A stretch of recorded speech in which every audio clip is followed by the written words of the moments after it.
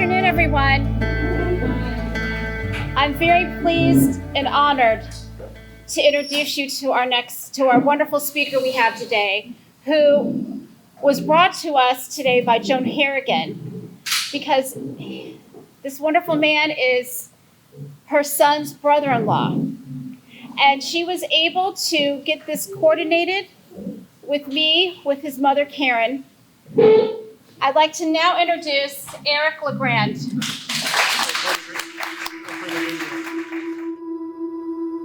When so much is taken, what remains? With so much gone, what continues? When strength vanishes and body fails, what part persists? Perhaps it's the deepest part, the part that believes. Yes, it is.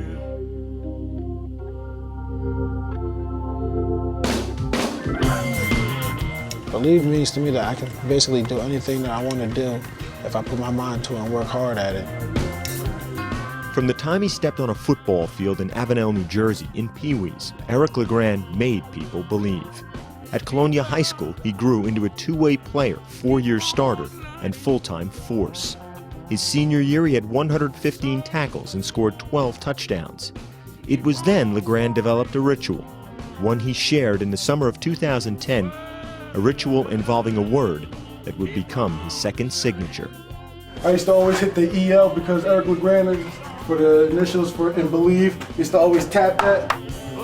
A second-team All-State linebacker, LeGrand chose to stay home and play for Rutgers.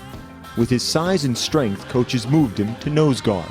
In 2008, his freshman year, he played immediately. Hodges can't get away from Eric LeGrand, who tracks him down at the 20-yard line. Then a sack for LeGrand. The staff also saw another role. I played special teams all year, kickoff and kickoff return, where I basically found my home at.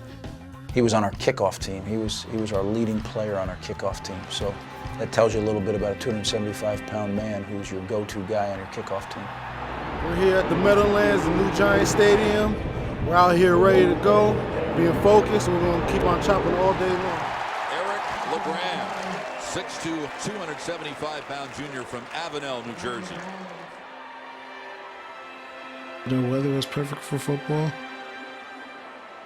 There was 5 minutes left in the fourth quarter. Running down on the field and going down there to make a tackle in a big game, just like I've done hundreds of times before. Oh, what a great open field hit by Eric LeGrand, who is shaken up on the play. It felt like a flash grenade went off. Everything went silent in slow motion for a minute, and then all of a sudden I was on the ground. And I tried to get up and I couldn't move. And I was sitting there like, what's going on? I can't breathe right now. And then I just blacked out.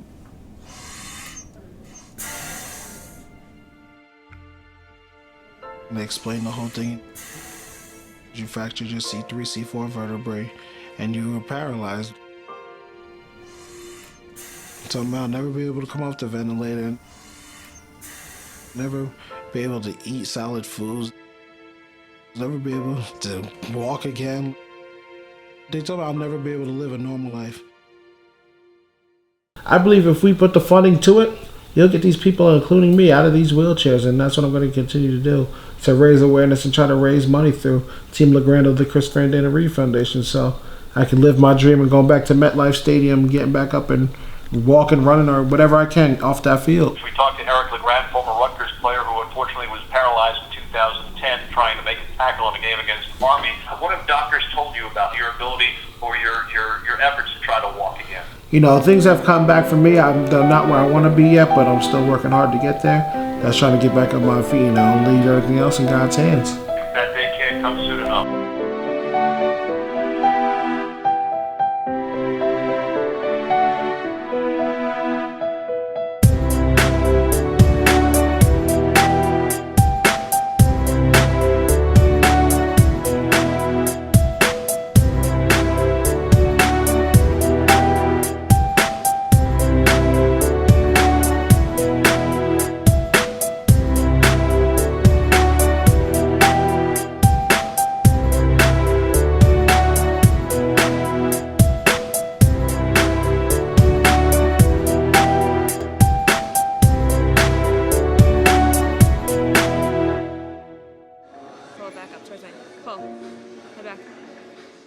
Eric LeGrand is on a mission to create a new life for himself. Faced with obstacles most would deem insurmountable, his notion of winning and losing has truly taken on a different meaning. Push. Come on. But where others might see despair, he sees hope. I really believe that this happened for a reason. I'm supposed to do great things with this situation. Inspiring others everywhere and fighting for a future he can see just over the horizon. And when I'm done with my time, it's over to inspire everybody. I believe I will walk again. And when I do rise from this chair, I'm gonna go back onto the field right where I got hurt. I'm gonna lay right back in that position and get up and walk off that field and say, I finished that play.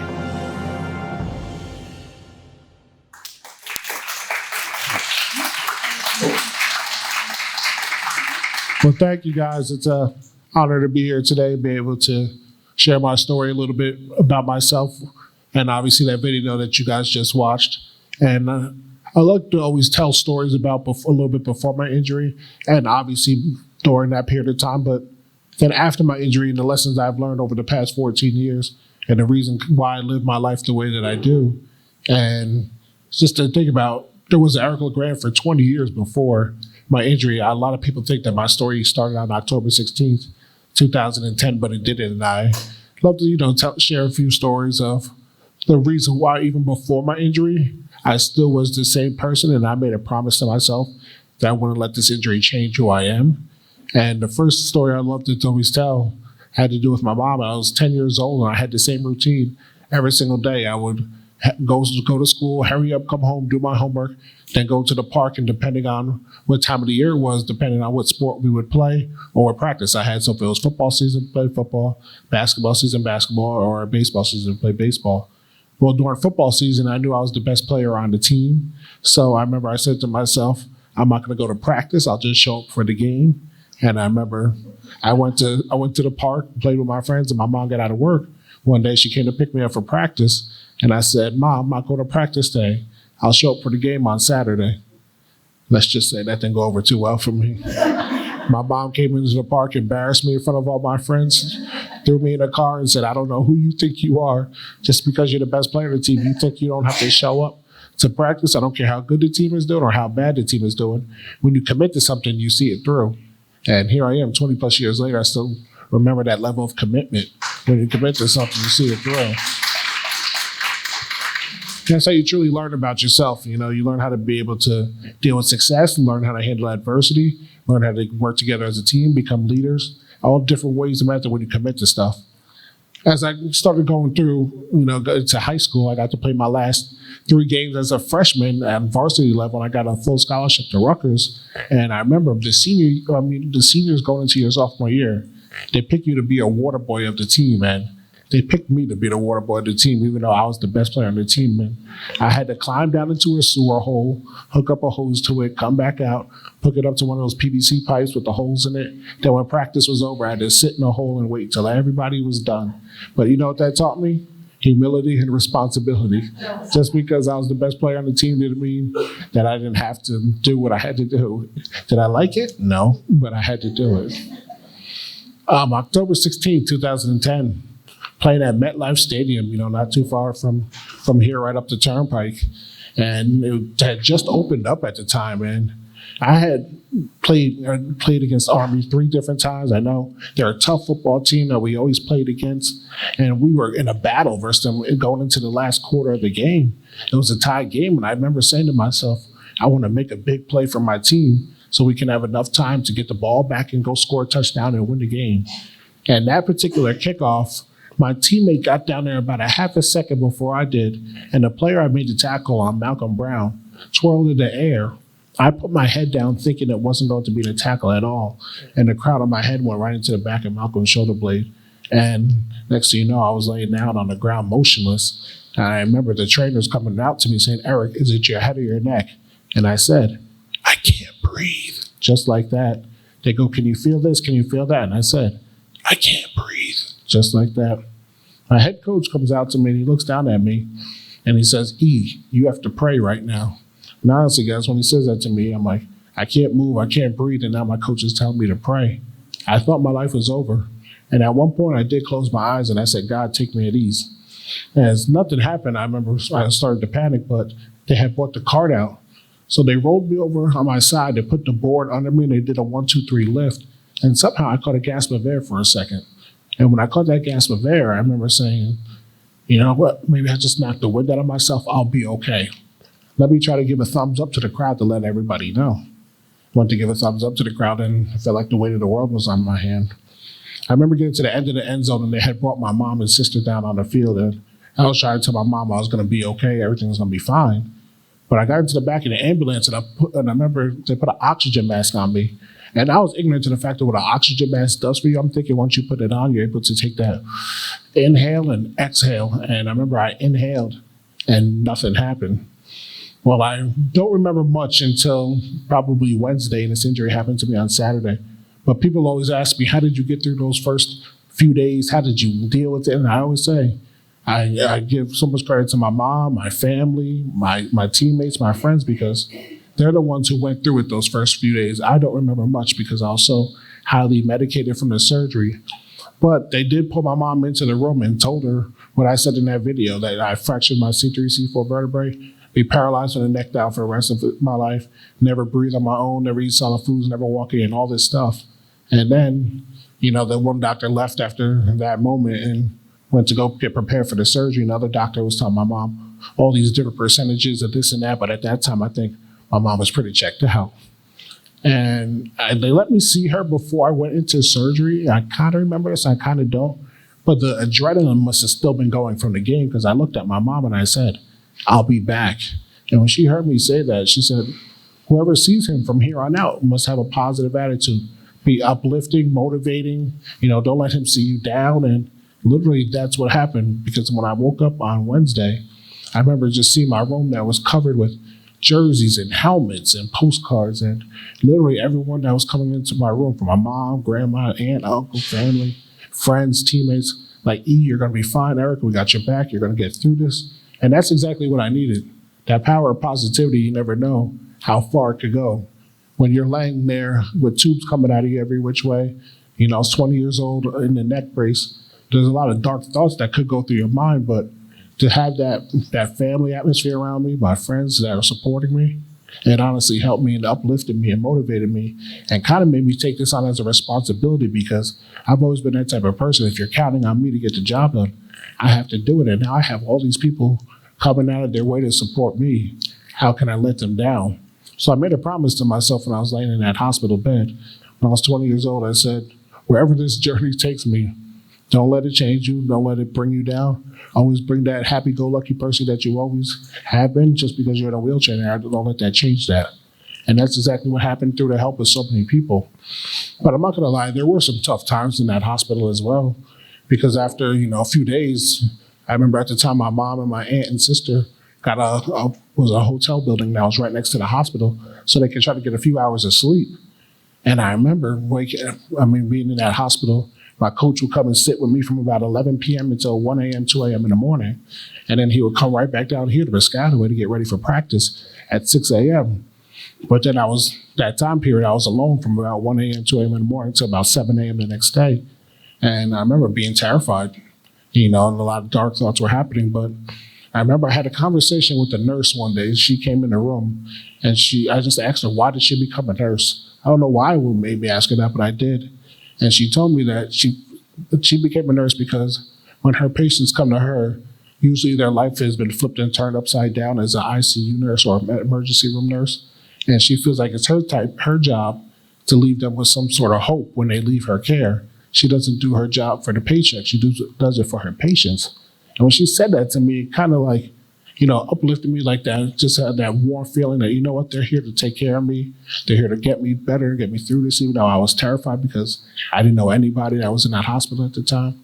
But I kind of needed that, and that kind of jump-started everything. Well, I was at Hackensack Meridian for about 3 weeks, and I remember at the time, they're like, Eric, it's time to transition you to Kessler Institute, where you're going to be going for rehab. I'm not gonna lie to you guys, at the time I'm thinking, I was going home and I'll be able to, start my life from there. But like you have a long journey ahead of you. But I remember waking up that morning, I believe it was November 3rd of 2010, and I knew something was off. I was still out of it, falling asleep in the middle of conversations. In the middle of therapy, they're stretching me and I'm falling asleep. But everyone was like, we got to get you out of here so we can get your therapy started. So they transferred me over to Kessler.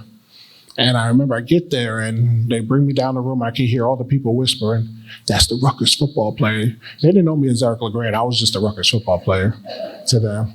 So I get to my room and Kessler, they decided to bring everybody down. The administration team, the CEO, the physical therapist, occupational therapist, and the nursing staff. And no lie, guys, the last person they bring in is this 5'6", 150-pound Jamaican dude named Humphrey, who said he's going to be my aide and he's going to be the one taking care of me, getting me up in my chair, dressed and all this. And I'm not going to lie to you guys, I judged the book by its cover. I was terrified. I said, there's no way this small man is going to be able to lift me up, get me in a chair, this and that.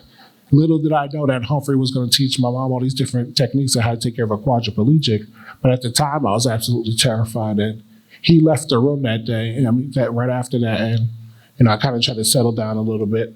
And I remember Rutgers was playing that night. They were playing down in South Florida. And I remember being excited because I was getting to see my teammates play that night on TV. And I got to pick out the uniforms for the game. Well, I remember the fourth quarter of the game came, and I remember I just started to get real hot and real anxious and real jittery as I'm laying in this hospital bed. And I'm saying to myself, like, what's going on? This is a terrible feeling. I'm asking the aide, can you move my shoulders this way? Put a pillow under my arm, angle my feet this way. I just couldn't get comfortable. And everyone was trying to calm me down, like, you got to relax. I'm like, I'm just getting hotter and hotter. I remember I went to sleep that night, and I'm like, you know what, let me try to get some rest and start my therapy tomorrow. Hopefully I'll be feeling better. Well, about an hour or so goes by, I wake up and I open my eyes and my vision was completely blurred. And I feel somebody hitting me in my face saying, "Eric, wake up." But it didn't even sound like human. It kind of sounded like a demon, like, "Eric, wake up." And I said, "Hit me again." And it was my mom. She smacked me right across the face again. And I tried to attack her, not knowing who she was. I was completely delirious. But come to find out, she ran out to the nursing station and said, "We have to get him out of here now. He doesn't even recognize me." And I had 105.5 degree fever. And they were saying I was 5 degrees away from trying my brain to becoming brain dead for the rest of my life if they couldn't figure out what was causing this fever. So now it's the middle of November. They're rushing me out to the hospital with ice packs on the side of my body. And they had to call down on my coach who was in Tampa saying they don't know if I'm going to make it through the night and this and that. And I do remember getting to the hospital and being still completely delirious. And this was back in the day where there was no Wi-Fi. So I remember my coach told me when they landed back here in New Jersey that night, well, I should say early that morning, they were afraid to turn on their phones because they didn't know what type of news they were going to land to see if I made it through. But obviously, through the grace of God, I'm still here. And they came to the hospital right after that. And my coach was there, athletic director, my sister, my mom. And I remember waking up in the ICU. I was in the emergency room at this time. And my sister and my athletic director were standing in front of me. And I was still delirious, guys. And kind of funny story, but I wake up and I look at my sister, Nicole. I was like, "Nicole, how are you feeling?" And she goes, "I'm all right. How are you feeling?" I said, "I'm feeling great. I want some pancakes." She goes, "You're not getting any pancakes today." I'm like, "Why not? Let's go to IHOP." And she goes, "No, we're not going to IHOP." So then I'm like, all right, let me get up and try to go for a walk. I tried to get up and go for a walk, obviously completely forgetting what happened to me. And I started to kind of like yell at her, like, "Nicole, get off of me. I want to go for a walk." And she goes, "Eric, I'm not on you." I'm like, "Nicole, get off." Completely forgetting, obviously, what happened, still delirious. And I remember getting so frustrated, I threw my head back in the pillow and blacked out. Story I'm about to tell you right now, though, kind of changed my life forever because finally they had figured out what was causing my fever to spike and they started pumping me with fluids and antibiotics. And about 2 hours later, I woke up and I was feeling better. I was coming to and starting to recognize where I was. So now they had brought me up to an ICU room and I look over, my mom and sister knocked out on the couch. Coach Yowns in front of me knocked out with a spilled cup of coffee on the ground. And then I started looking around watching TV. It's about 5 o'clock in the morning, so I don't want to bother anybody. I'm watching ESPN, and all of a sudden I start to hear a lot of noise in the hallway. And I remember looking out, and all of a sudden I see a stretcher get rushed by with a girl on it. Then you see mom, dad, and the grandparents go by, and about 2 minutes later, see a bunch of kids, like 16, 17 years old, go walking by the room. All with concerned looks on their faces, I think heading down to the waiting room. Well, my room was right outside the nurse's station, so I can overhear the nurses talking. And come to find out, the girl had a cancerous tumor on her brain, and it started to bleed out, so they were rushing her into emergency surgery. Well, obviously, so I was hoping for the best for her. But say another hour goes by, 6 o'clock in the morning, my family, everyone's still sleeping. It starts to get real loud in the hallway again. And all of a sudden, you see the same faces that went by now leaving hysterically crying. And I remember looking and seeing the mom, dad, the grandparents, and then the kids, 17 years old, hysterical, going by. Once everyone kind of funneled through, I kind of said, I'm like, I wonder what happened. And then I could overhear the nurses talking again. And unfortunately, that girl didn't make it through the night, that she passed away on the operating table. And I said to myself, whatever I need to do, if I need to work hard, if I need to relax, if I need to pray, that's what I'm going to do, because God forbid my mom, my grandma, my family will have to leave the hospital like that. And it kind of motivated me and brought a newfound appreciation on life to me, because even though I still wasn't breathing on my own at that time, I was still on a ventilator. It kind of motivated me, you know what? I still have another chance at life, when unfortunately, probably that 17-year-old girl doesn't. So I'm going to make the best of every opportunity. Well, 5 days later, I was back at Kessler, and now my story had kind of been in the newspaper and the TV and the media and whatnot. So I'll never forget, the first day I was in a manual chair, they were pushing me into the gym. And as I came into the gym, I came around the corner and everyone was going through their workout routine, work their therapist and whatnot, laughing, and doing what they were doing. But as soon as they spotted me come around the corner, it was like the record stopped playing and everyone turned their head and looked at me and just stared. Like I was about to come in there doing backflips or something. And they just watched me get pushed through all the way back to the back corner and just stared at me without saying a word. And then once I got to my therapist in the corner, everyone just turned their head and went back to doing what they were doing.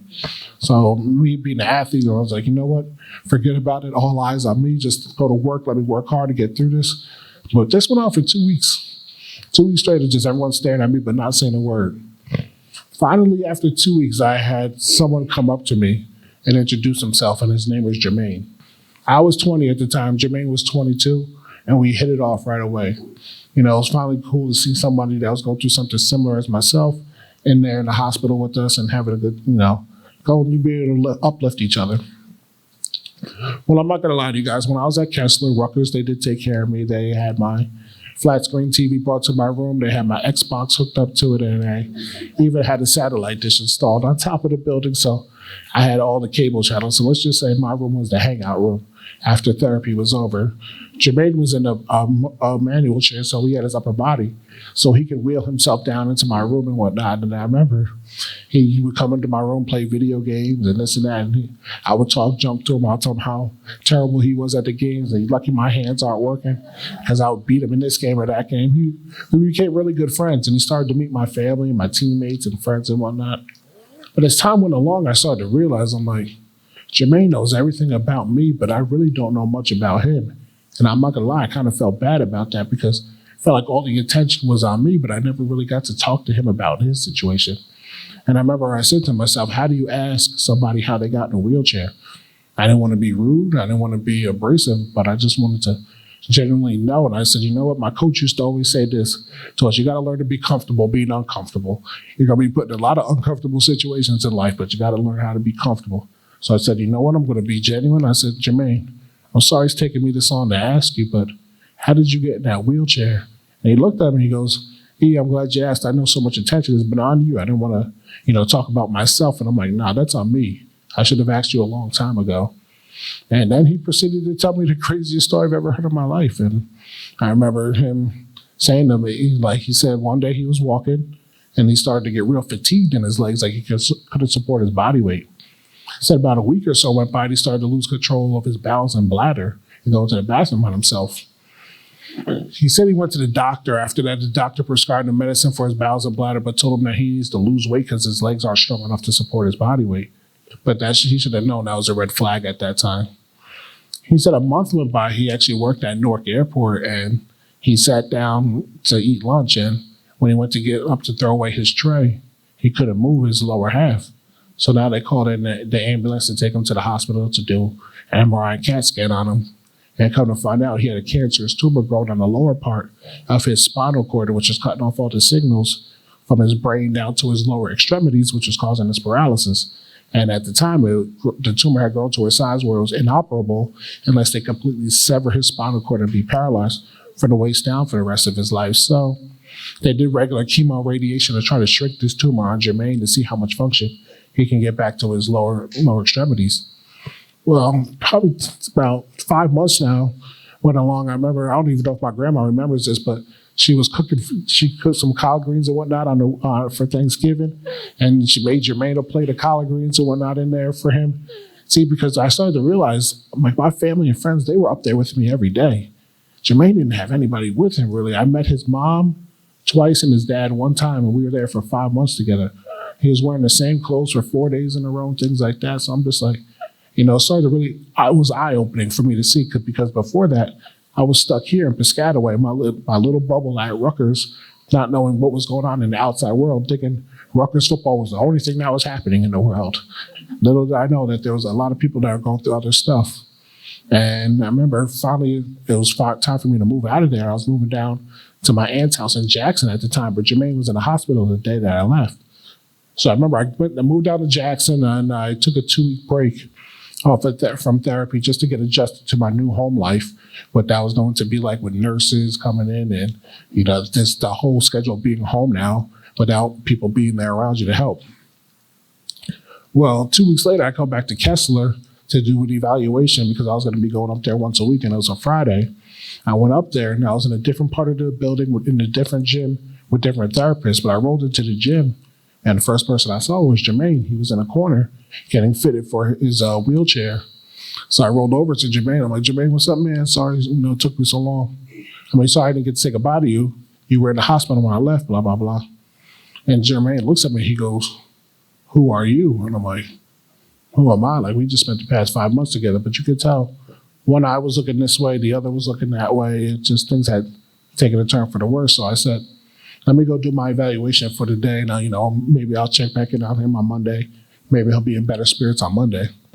So he left a little bit before I did, and then I was doing my evaluation, and I went home for the weekend. And when I came back on Monday, I rolled over to the wheelchair clinic. I said, hey, did you guys finish fitting Jermaine for his chair? And they're like, yeah, we finished fitting him for his chair, but unfortunately he passed away over the weekend. And I said to myself, you won't ever hear me complain about anything. The things that I saw when I was at Kessler really opened up my eyes to make me just so thankful and appreciative for everything I have in my life and everything I'm able to do, because I know not everyone has it. And in life, we're all going to go through some sort of adversity, whether we're 5 years old or 75 years old. How we handle that adversity ultimately defines us. Leaning on people for support, helping people that may need support. Someone like Jermaine motivated me because I saw he didn't really have anybody, but he still every day woke up happy and wanted to, come joke around and be hanging out with me, because I probably was that one person that he could look up to, or my friends and my family. He enjoyed being around us. And then I see all these people that are supporting me, and I said, you know what, it's my time to be able to, to give back and help people. So about 2 years into my injury, I remember my mom and I were talking, like, it's time for us, I think, to start a foundation. So many people are asking, Eric, how can we help? What can we do? So I remember I said to my mom, I was like, Mom, remember the Christopher and Dana Reed Foundation? They reached out in the beginning to help and support and this and that. They're like, yeah.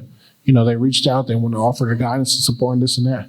I'm like, I think it would be nice to, see if we could, learn how to start a foundation or partner up with them. She goes, that's great. I can make a phone call to the foundation about it, blah, blah, blah.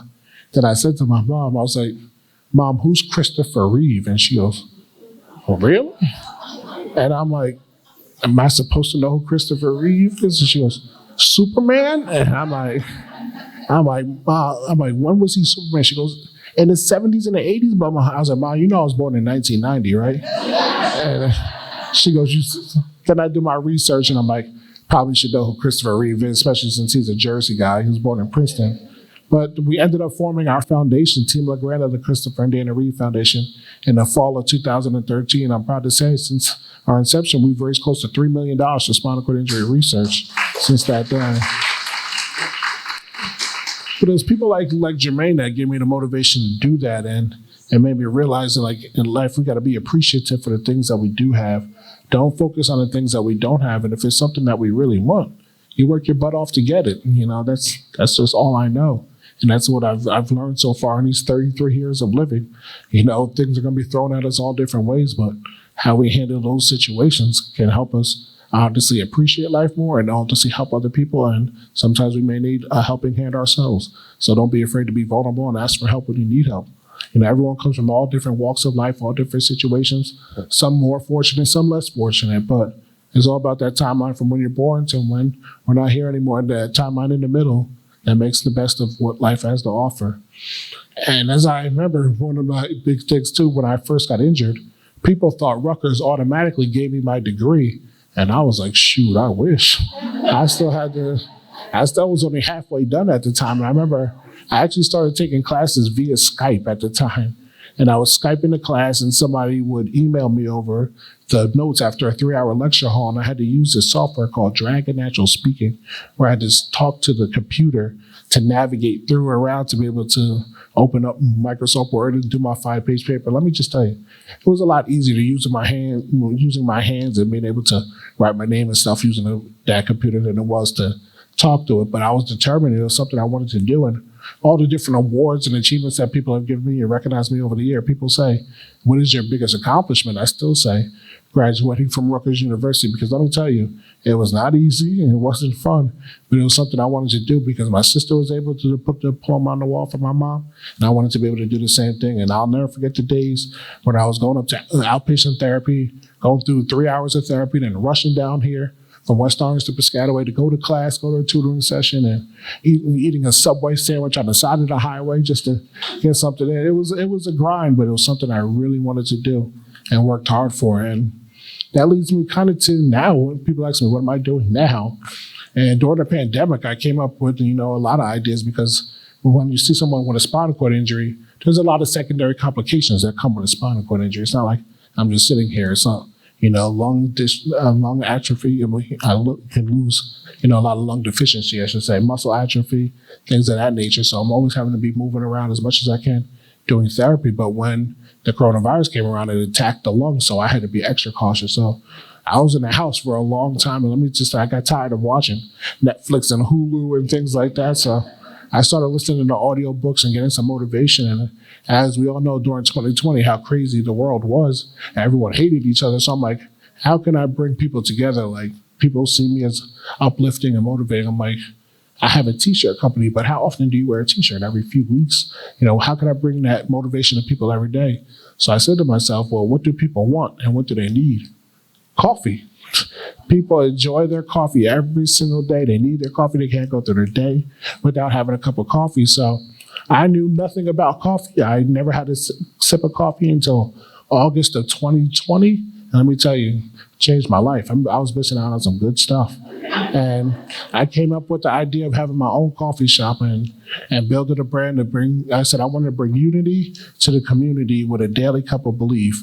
My motto has been believe, as you saw in the video, since before even my injury in high school. And I used to always hit the EL for my initials and believe. And I wanted to bring people together that every time I take a sip of my coffee, it makes them go out there and just forget about all the craziness of the world and go out there and try to be the best that they can be. And that's why I created that. And I'm proud to say we launched our online store in January 2021. It sold to all 50 states. We opened up our storefront in Woodbridge, my hometown, in 2022. So now we're on year 3. And not every day is the best day of it, but I'll tell you what, I'm having a whole lot of fun. I'm learning a lot, and we're serving the community and also giving people employment opportunities, which has been amazing to see. And it's very welcoming, opening, and obviously with an owner that's in a wheelchair, we are fully accessible for everyone that wants to come through. So it's been quite the journey. So if you're ever in Woodbridge, come on by. We'd love to serve you your daily cup of believe. And also I believe everyone in here is 21 and older. There might be some younger ones, but for the 21 and older ones in here, I also launched a bourbon company last year.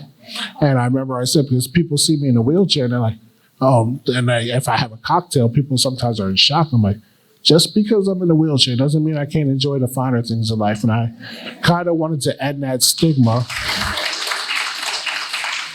And I launched a bourbon company last year with my business partner, and I said, we wanted to be able to show people that just because someone with a disability, has or is in a wheelchair, can still, like I said, have a cocktail, do this. And we want to raise funds for the Christopher and Dana Reed Foundation. And we want to pick something that we thoroughly enjoy, and bourbon fits me. You can't make bourbon overnight. It takes years and years of patience and aging through the barreling process. It's something that's tough, gritty like myself. And after a long day, sometimes you just want to pour it on the rocks and raise a glass and just have a glass of bourbon. Let me tell you, probably sleep pretty well too after it too. But that's exactly why we created the company, Eric LeGrand Kentucky Straight Bourbon, and we're now on year 2 and we're having a bunch of fun. But before I go, I just wanted to leave you guys with one message, and it's a message I live by each and every day, and it's definition of success. Everyone has a lot of definitions of success, but mine is the peace of mind you get knowing you did everything you could to be the best you could be. I'll say it one more time. It's the peace of mind you get knowing you did everything you could to be the best you could be. If you look yourself in the mirror at night, you say, you know what? I gave my all on that school project. I gave my all, being a husband, being a father, being a wife, being a mother, being able to help my grandkids out, whatever it was. I gave it my all. You should be able to put your head down on that pillow and sleep at ease. But we're all human, so not every day is going to be our best day. But God willing, you wake up that next morning, you look yourself in the mirror and say, today I'm going to make it my best day. And you do that over and over and over again. Watch where your life takes you. Watch the people that start to gravitate towards you. Watch the opportunities that start to present themselves. I promise you'll be nothing but a blessing. And one day I'm going to return back to MetLife Stadium, lay back down on that 25-yard line, and I'm going to get up, run, walk, crawl, whatever I can do, but I'm going to finish that last play. Let me tell you, it's going to be a big party in New Jersey that day. So thank you guys again for the opportunity.